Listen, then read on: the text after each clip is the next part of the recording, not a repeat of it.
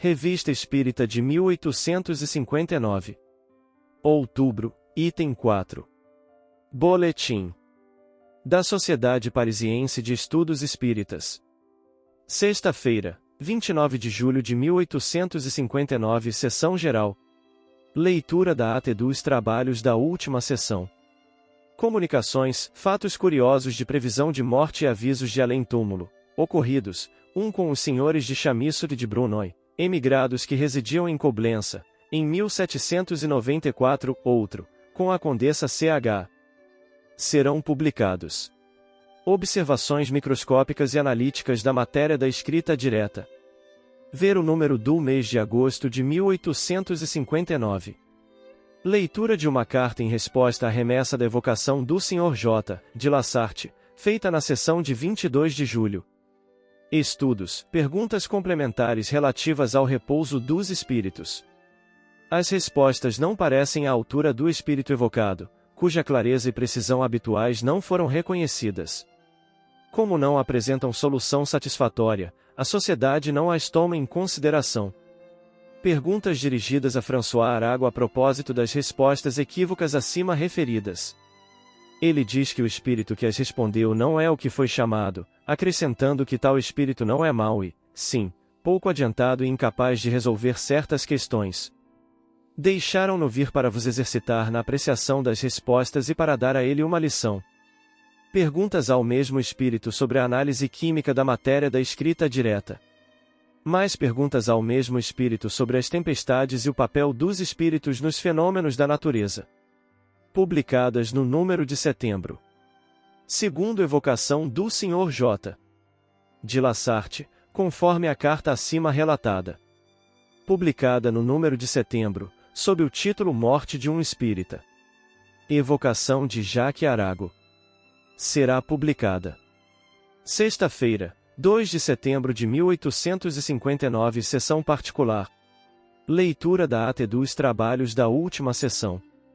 Assuntos administrativos, apresentação e admissão de 2 novos membros titulares e de um membro correspondente em Madrid. Comunicações, carta do Sr. Det, é membro da sociedade, na qual cita notável passagem, extraída do Tablial de Paris, de Mercier, edição de 1788, 12º volume, intitulado Spiritualistes.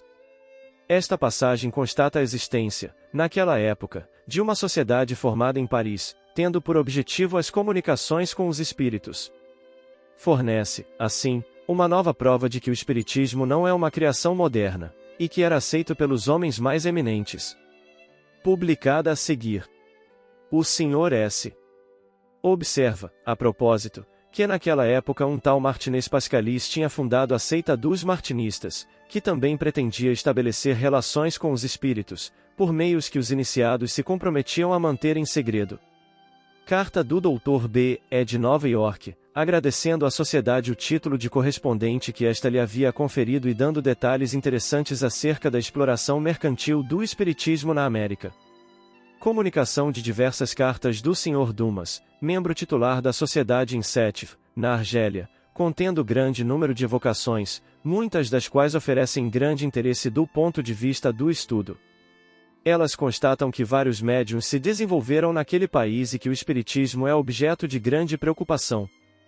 Entre os fatos citados sobressai-se principalmente o seguinte: já ao tentar escrever como médium, um carvoeiro semi-analfabeto não obteve senão traços irregulares, com os quais preencheu sucessivamente 6 páginas. Teve, em seguida, a ideia de colocar essas páginas uma depois da outra e achou que os traços concordavam entre si, formando um conjunto.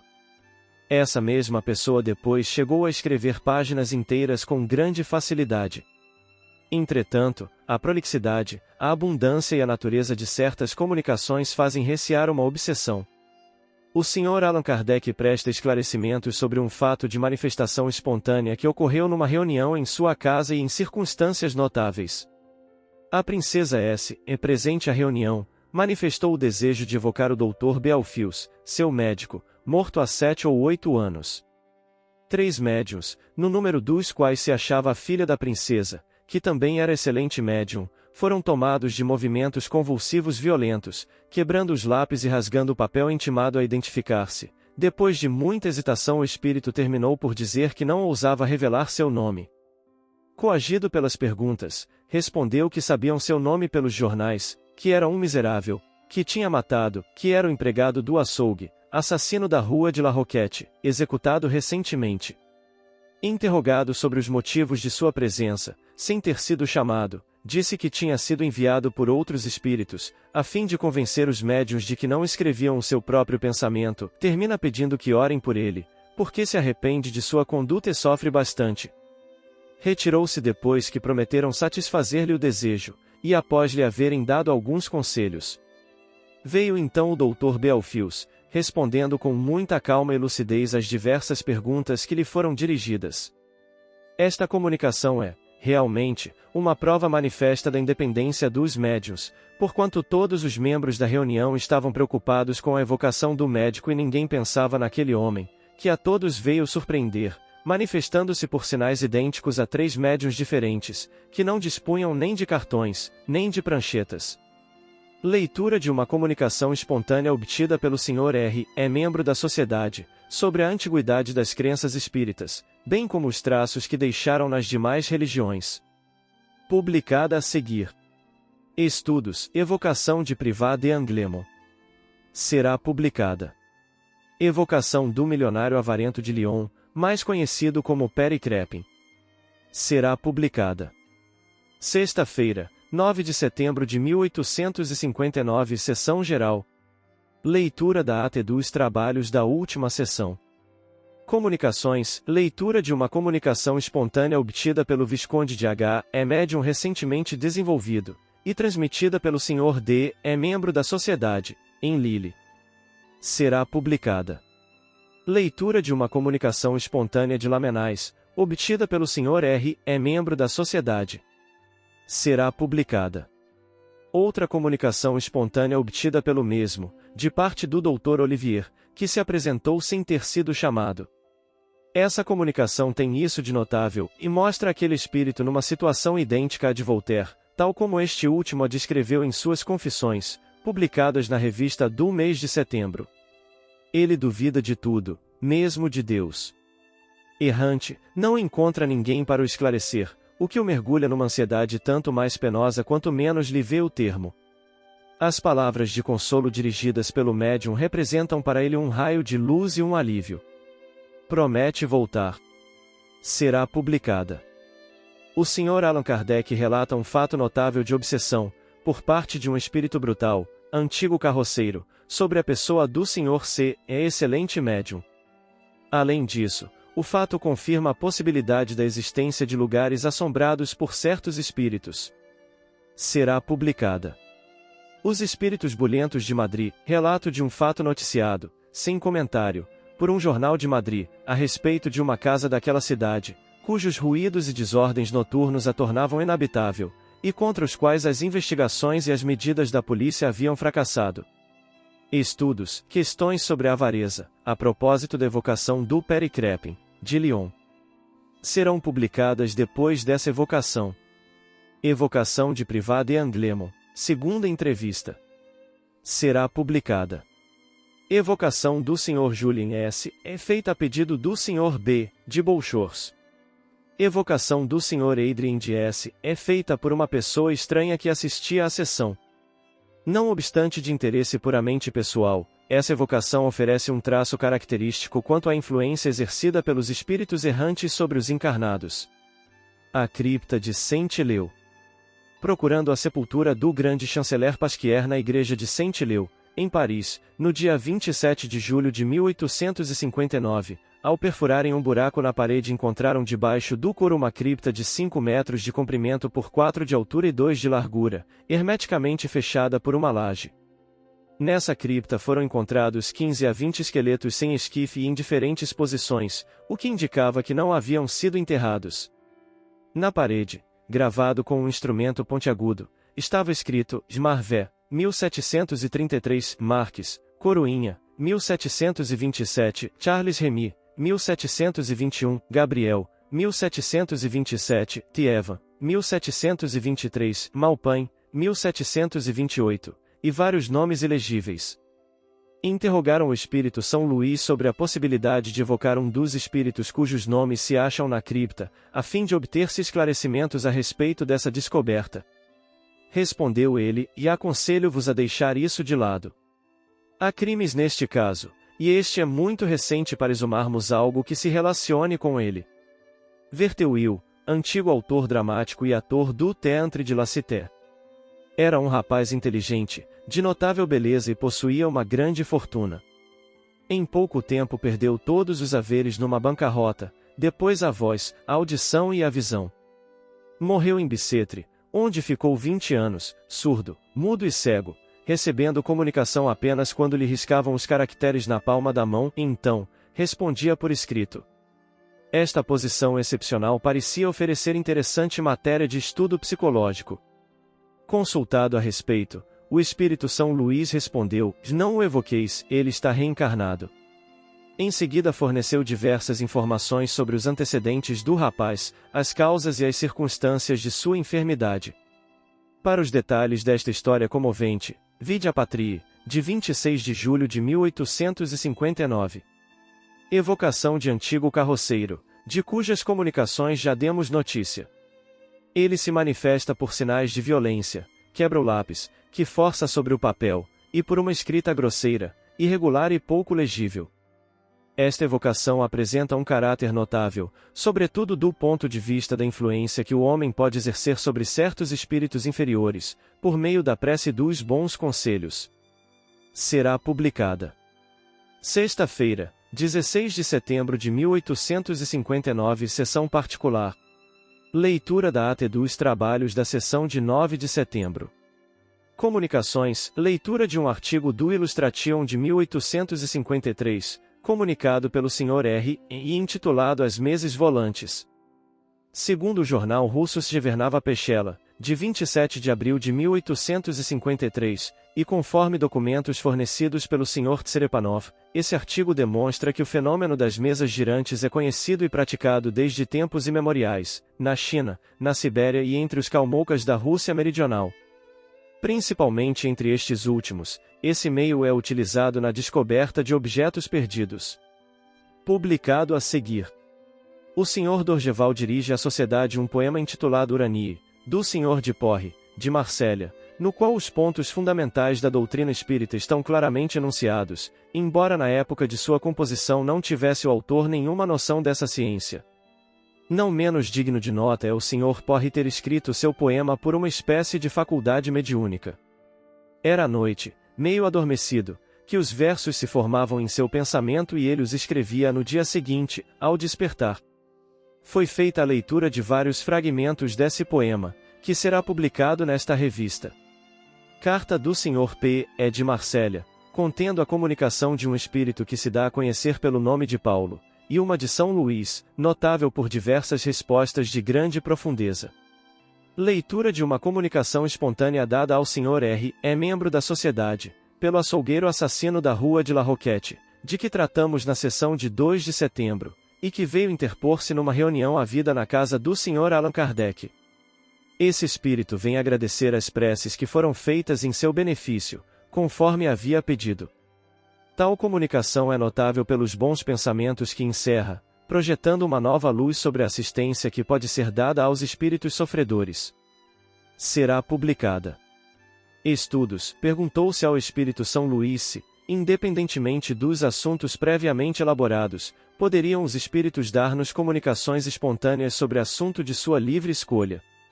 Respondeu afirmativamente, dizendo que César escreverá da próxima vez por intermédio do Sr. R. e com o consentimento deste último.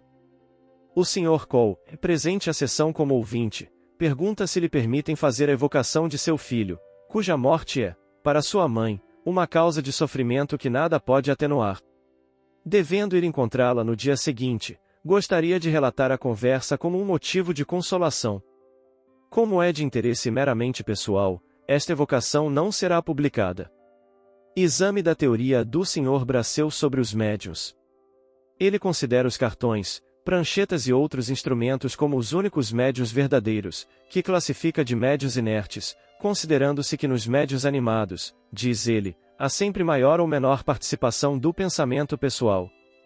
Vários membros tomam parte na discussão, pondo-se de acordo no combate à opinião do Sr. Brasseu, fundada, segundo dizem, sobre uma observação incompleta, tendo em vista que a independência absoluta do médium animado está provada por fatos irrecusáveis. Um dos argumentos opostos ao Sr. Brasseu é de que os cartões e pranchetas nunca falam sozinhos, donde resulta que não passam de instrumentos ou, como já foi dito, de apêndices perfeitamente dispensáveis, são os acessórios e não o principal.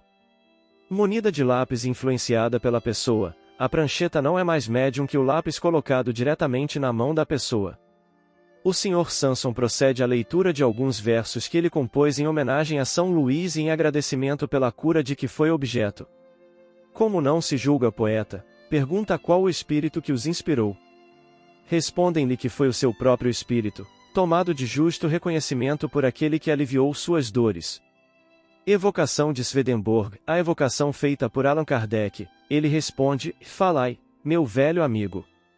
Honrais-me com o título de vosso velho amigo e, no entanto, estamos longe de ser contemporâneos, não vos conheço senão pelos vossos escritos. É verdade, mas eu vos conheço há muito tempo. Desejamos fazer várias perguntas sobre diversos pontos de vossa doutrina, mas, considerando o avançar da hora, o nosso objetivo é apenas perguntar se podereis fazê-lo na próxima sessão. Com prazer. Permiti-me, porém, desde já, fazer uma correção nos meus escritos, correção importante para mim.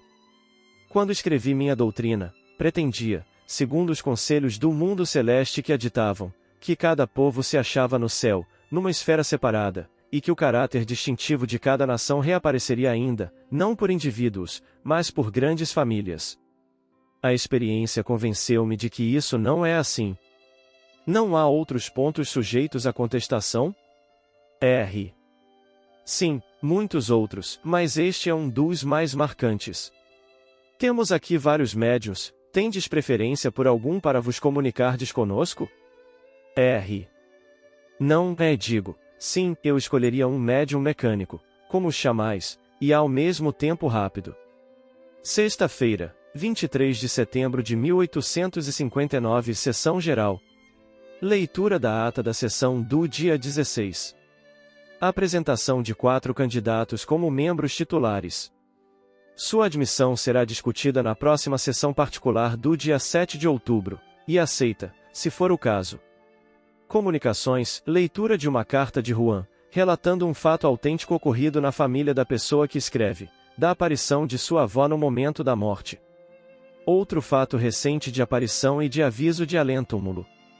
O Sr. D. é de Paris, doutor em medicina, havia tratado durante algum tempo uma jovem mulher que padecia de doença incurável e que no momento não morava mais em Paris. Há cerca de 15 dias o médico foi despertado por pancadas à porta de seu quarto de dormir. Supondo que vinham chamá-lo para atender algum doente, perguntou: quem é? No mesmo instante viu aquela senhora à sua frente, dizendo-lhe com uma voz muito distinta: sou eu, Sr. D., venho dizer que morri. Tomando informações, ficou sabendo que aquela mulher havia morrido na mesma noite de sua aparição. Fato curioso de separação momentânea entre a alma e o corpo aconteceu há alguns dias ao Sr. C., médium da sociedade. Será publicada com a explicação dada pelos espíritos. Leitura de uma comunicação extraordinária, dada pelo espírito privado de Anglemon ao Sr. CH, médium da sociedade. Será publicada com as outras comunicações do mesmo espírito. Estudos, 3 comunicações espontâneas tinham sido prometidas para esta sessão, e uma de César, uma de Swedenborg e uma de privado de Anglemon. Fizeram escrevê-las simultaneamente por 3 médiuns diferentes, todos mecânicos. A seguir, diversas perguntas são feitas a Swedenborg sobre alguns pontos de sua doutrina, que ele reconhece errôneas. Fez-se a leitura prévia de uma notícia biográfica sobre Swedenborg, preparada pela Sra. P., membro da sociedade. Serão publicadas. O Sr. Det, membro da sociedade, havia preparado sobre César uma série de perguntas muito inteligentes, mas as explicações espontâneas dadas por esse espírito tornaram supérfluas a maior parte delas. Todavia, serão examinadas e escolhidas as que forem julgadas proveitosas para ulterior deliberação. O Sr. Dumas, de Sétif, membro titular da sociedade, está presente à sessão. pede para fazer-se evocação de alguns espíritos que a ele se manifestaram, a fim de ter um controle das comunicações obtidas na Argélia. O resultado dessas evocações é idêntico e confirma as respostas que lhe haviam sido dadas. A questão de saber se ele pode concorrer eficazmente para a propagação do espiritismo na África, foi respondido que não somente pode, como também deve.